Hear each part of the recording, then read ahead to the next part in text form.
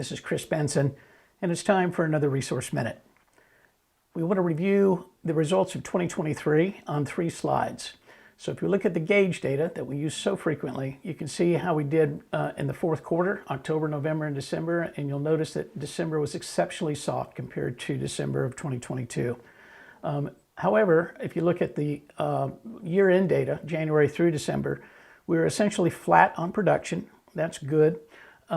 We were slightly down on collections, not bad. So you collected about last year, what you collected in 22, and our starts were down by almost 2.5%.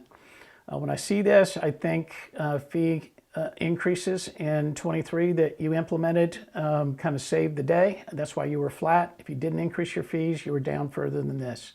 If you want to look at it a different way, let's look at the OrthoFi data.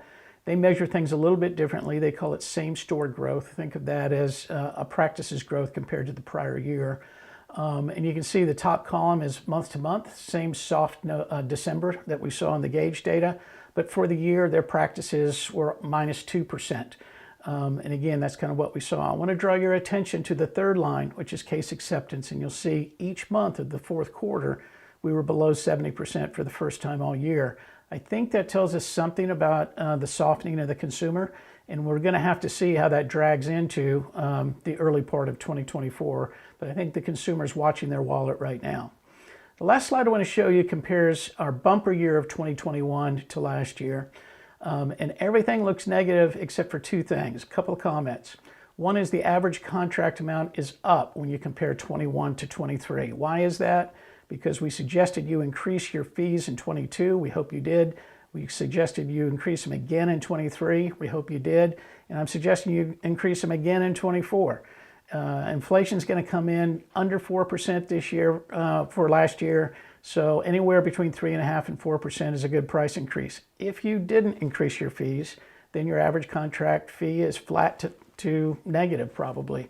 And that's important. The other thing that was up when you compare 21 to 22 is child starts.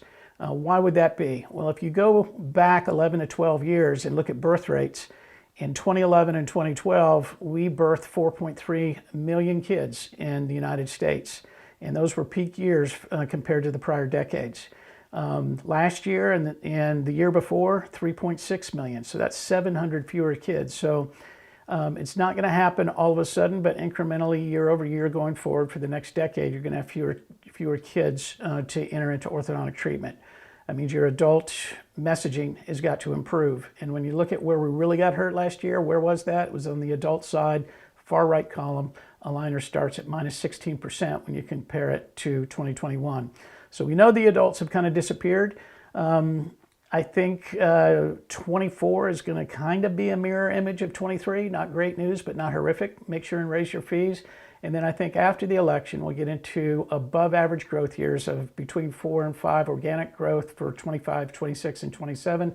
Then we'll flatten out to around 3% again as we close out the decade. It's as far as I can see. So some food for thought. That's the reSource Minute. We thought you'd want to know.